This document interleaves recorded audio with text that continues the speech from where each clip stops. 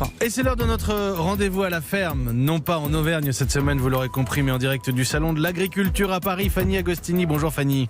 Bonjour Mathieu. Et vous vouliez, ma chère Fanny, terminer la semaine en poésie, pour un sujet qui ne s'y prête pas forcément, la réforme de la PAC, la politique agricole commune. On peut vraiment faire de la poésie en parlant de la PAC, de la réforme de la PAC? Je vous assure Mathieu, on peut faire de la poésie si on le décide, même avec la politique agricole commune. Ah, c'est le retour du coq. Moi est d'accord. Un poète. Alors on va s'attarder ce matin sur les écrits d'un auteur romain dont je voulais vous parler, Virgile. Virgile qui a pensé l'agriculture, sachez-le, en l'an 30 avant Jésus-Christ. Ces textes sont absolument magnifiques. C'est une ode à la paysannerie qui s'appelle les Géorgiques. Et ce qui est bluffant vraiment, Mathieu, c'est le caractère très actuel qui trouve une résonance percutante avec les enjeux auxquels le monde agricole est aujourd'hui confronté. Fanny, vous nous dites que Virgile serait en mesure de nous aider à réformer la PAC. Et oui. En tout cas, je pense que Virgile est en mesure de nous aider à mieux définir les priorités. Les Géorgiques de Virgile sont une source d'inspiration d'une très très grande précision.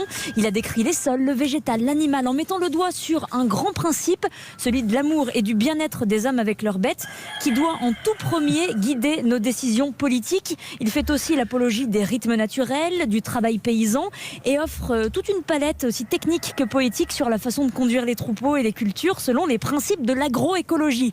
C'est vraiment fascinant, tellement que des associations d'éleveurs, ici même au Salon de l'Agriculture, se penchent en ce moment sur les textes de Virgile pour redéfinir leur rapport au métier. Alors on a envie d'entendre maintenant, permettez-moi Fanny, parce que vous nous parlez de Virgile, on en parle, mais qu'est-ce qu'il veut dire Virgile, le paysan du 21e siècle?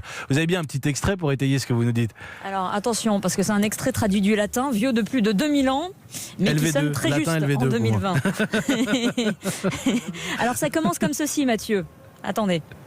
Oh, trop heureux les paysans, merci pour le bruitage derrière, s'ils connaissaient les biens qu'ils ont.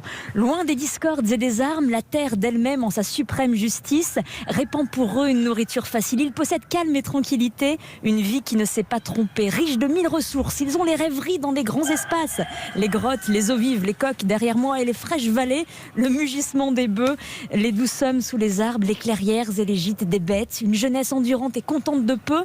Quand la justice quitta la terre, c'est parmi eux qu'elle fit ses derniers pas. Les Géorgiques de Virgile, 30 avant Jésus-Christ. Moi, je ne sais pas vous, mais ça me donne envie de redevenir paysan. Eh bien écoutez, vous allez le redevenir très vite, Fanny Agostini, puisque lundi, on va vous retrouver à Boissé dans votre ferme pédagogique pour le rendez-vous à la ferme.